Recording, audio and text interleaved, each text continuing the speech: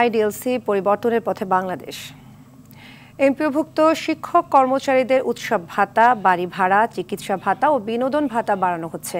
আগামী ঈদুল আজহা থেকে এই সুবিধা কার্যকর হবে। শিক্ষা উপদেষ্টার দায়িত্ব ছাড়ার দিনে এই সুখবর দিয়ে গেছেন অধ্যাপক ওয়াহিদুদ্দিন মাহমুদ।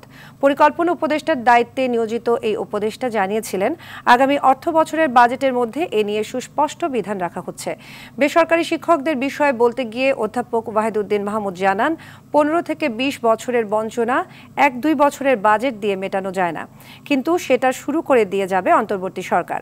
বেসরকারি এমপিওভুক্ত শিক্ষকদের অবসর এবং কল্যাণ ভাতার জন্য একটি তহবিলের কিছুটা এবছরই তৈরি করা হচ্ছে বলে জানান পরিকল্পনা উপদেষ্টা ওয়াহিদুদ্দিন মাহমুদ।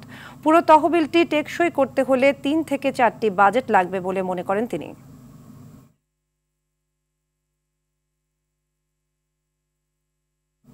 গাড়িটা আমার প্রেজেন্ট, আমার ফিউচার, আমার হ্যাপি লাইফ।